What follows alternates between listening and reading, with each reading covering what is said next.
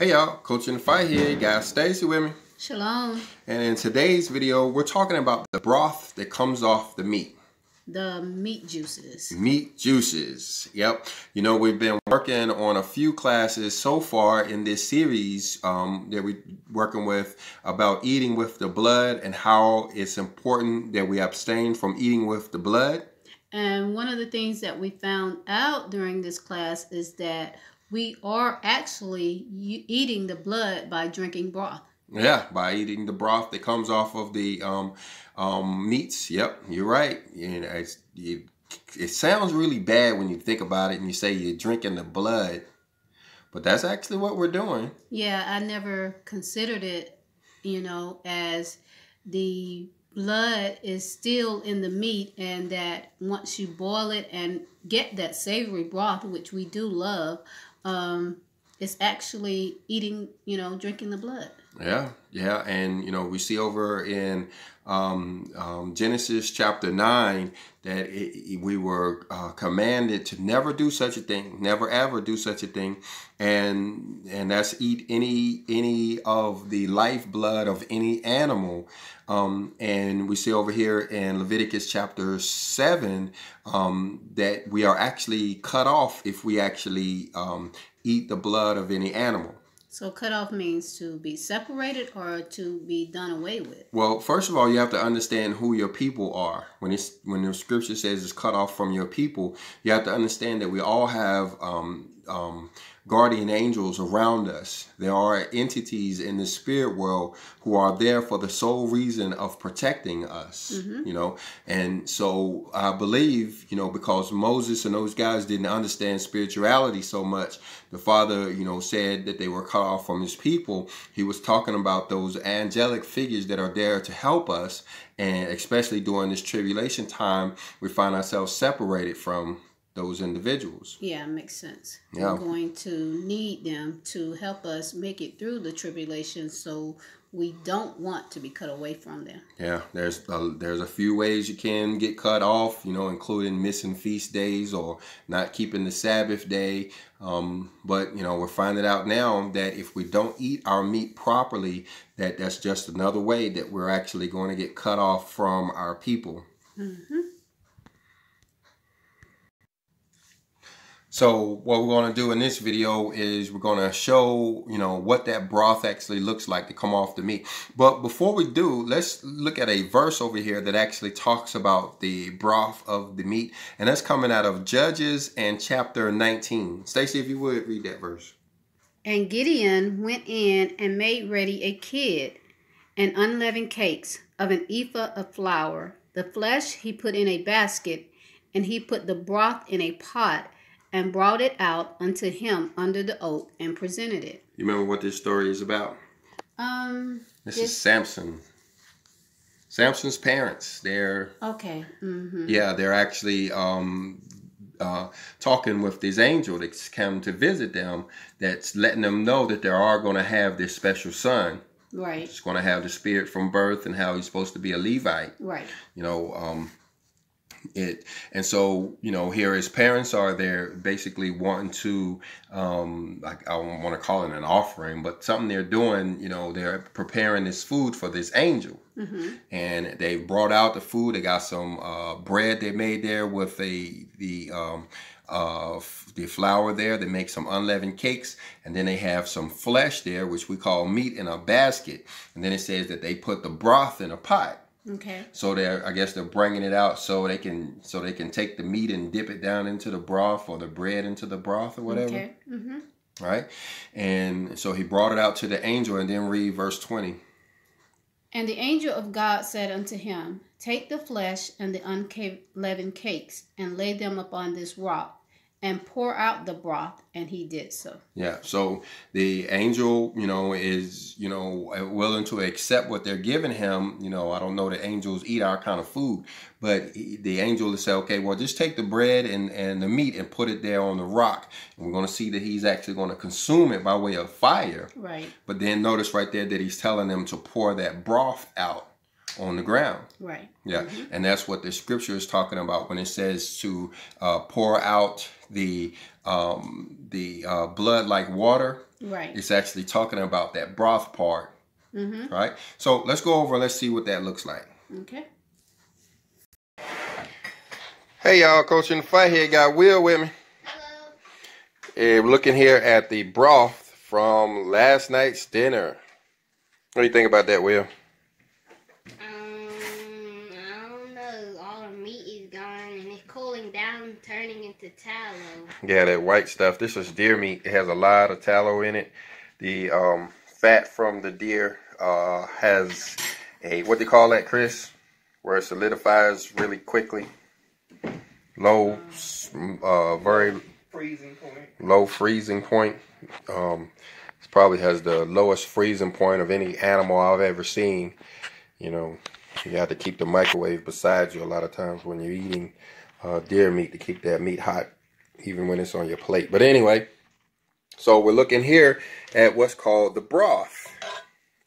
And so this brown liquid that's come off of the deer would actually be the broth, which would include the sugars, the salts, but it would also include the, what is it, Chris? Is the hemoglobin? Right. The hemoglobin from the animal, which is actually the blood of the animal, is in the broth. This is the part that you're actually supposed to pour out like water. Now, this part around the pot is the scum of the pot. I mean, the scum of the meat. It's kind of, see how I'm flaking it off there? That's actually the scum that's talked about in the Bible. And it's, when you cook meat in a pot, you're actually supposed to scour it. That's the part that's supposed to be scoured off to keep it from contaminating other foods, because all that is just dried blood right there. That's what the scum is dried blood. You know, people will call it meat juice, so that they feel better about eating it. But what is meat juice? Meat juice is just blood, bloody water. And so that's the part that you're actually supposed to pour off like water. There's still a little bit of meat left in here. I think Stacy's going to get that all out. But it's important. Other thing, let me show you, is you're not really supposed to pour the broth off of the meat. You're actually supposed to take the meat out of the pot. Piece by piece is what the scripture says. If you have a pot full of meat like this one is, there's a lot of meat down in the bottom. If you were to pour the water off of here with the meat still in the pot, you're actually going to contaminate your meat. Like I gave the example, if you have people in a swimming pool and you have some contamination in that swimming pool, you know, who's going to come out cleaner? Those who wait till you drain the swimming pool, or those who climb out before you actually drain the swimming pool? That's why you're supposed to actually take the meat out first, piece by piece. Because what I believe and what I see happening when you actually take the meat out first is that fat, that oil, actually coats the meat. It lays a sheen on the meat, and that sheen will actually protect the meat from the broth. So when you pull that piece out of the pot, there's actually no broth on it because of the sheen, right? Make sense? I mean, if you put your hand in this pot right here, which is full of oil, is your hand going to come out, when you come out, is it going to have water on it, or is it going to have broth on it, or is it going to have oil on it? Oil. It's going to be, your hand is going to be completely coated in oil, right? And so that oil is actually going to create a barrier between the meat and the broth. So when you pull it out piece by piece, you have no chance of getting any broth on the meat. But if you pour it off first, then you do. I believe it's gonna get contaminated, because then you're gonna be left with the scum and the other solidified blood that's actually in the pot, and on the edge of the pot is actually going to come in contact with your meat, increasing your chances of actually eating the lifeblood on the meat. So you're supposed to take it out, like the scripture says, piece by piece. Anybody who boils their meat and then pours the liquid off before they consume it is actually an error. They're actually contaminating their meat. You're actually supposed to reach in and pull it out piece by piece. And you have to remember, you know, back in the day, they didn't have a bunch of fancy equipment, and they had some huge pots. And they're talking about them flesh pots. They're talking about, you know, a big pot. So it wouldn't have been no way for them to actually pour the liquid off, and then talking about putting more water in and all of that. They wouldn't have did that at all. But, you know, by pulling it out piece by piece, they would have actually, you know, met the requirement. All right. So this is the way it's supposed to be done, guys. What y'all think about that? Looks good, and good to have it done the right way. Yeah, you got to do it the right way. Actually, you know, turns out pretty tasty when you do it this way too. You know, you don't mind. It actually turns out pretty good, you know, when it's cooked right. All right, well, before we go, let's bring Stacy in. Stacy, what's unique about this pot of meat here?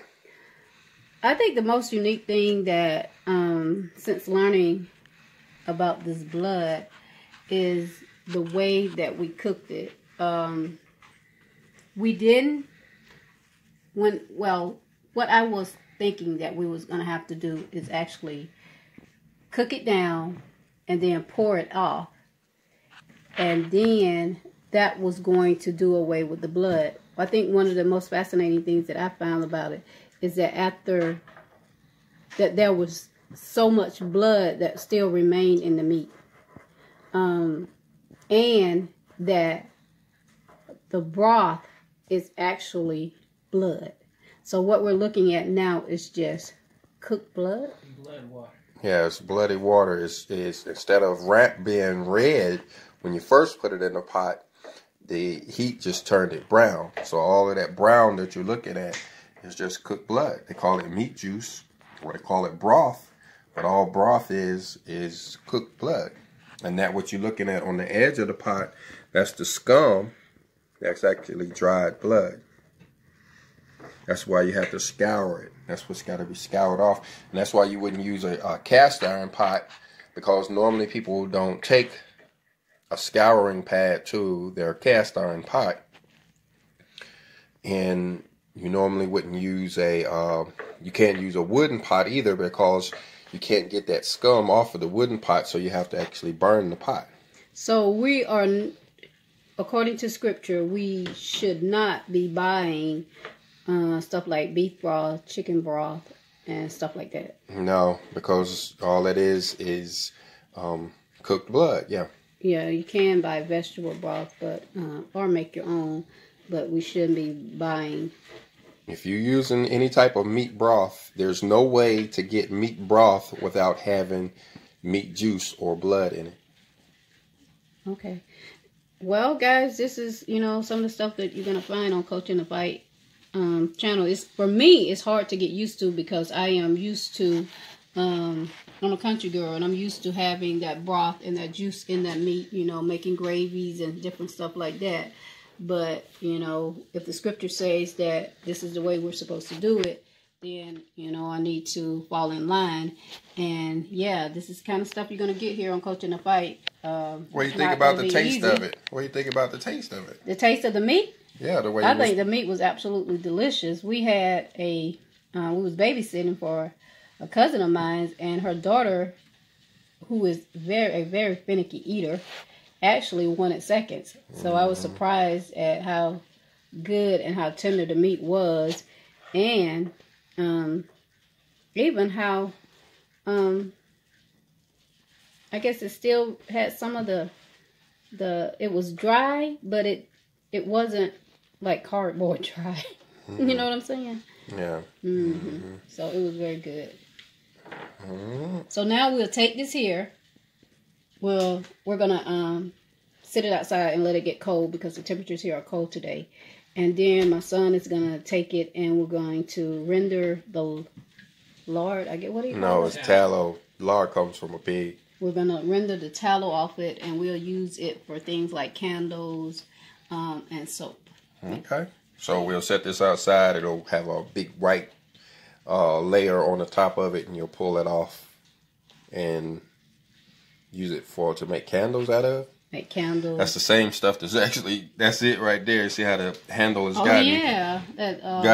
cold already, and that's that tallow that's actually pretty thick on that handle right there. Oh yeah, and Chris, you was gonna slave it off. That's kind of off subject here, but yeah, that's tallow. But anyway, not supposed to eat that either. all the good stuff. Oh yeah. The stuff that we consider good, yeah, is actually bad for us. Yeah, we have to do a whole separate class on the fat because, you know, when it's talking about fat, it's not actually talking about this kind of fat. You know, this kind of fat may be bad for you, but, you know, the scripture, when it talks about the fat of the sacrifice, it's talking about the caul above the liver. It's talking about the fat around the kidneys. It's a different kind of fat that's on the inside of the animal. We'll do a whole nother class on it. All right. Well, anything else before we close out? I think that's it. You guys let us know in the comments. What do you think? Are you going to change any way that you do your meat cooking? Or, what do you think about this whole teaching? Yeah, because I'm changing. I ain't eating meat with the blood no more. You know what I'm saying? And I don't really see a need to. You know, it's not that much. It's not enough flavor in the meat with the blood that, will have me to jeopardize, my salvation, my ability to, survive here on the earth after, the tribulation or whatever. It just ain't worth it. So rather not eat meat at all than eat with the blood anymore. Mm-hmm. It's not that much effort to change anyway. Yeah, you don't have to come up with oil. You don't have to, do a whole lot, to boil meat. Just heat in the pot. Some water. All right, y'all. We out. Shalom. Shalom.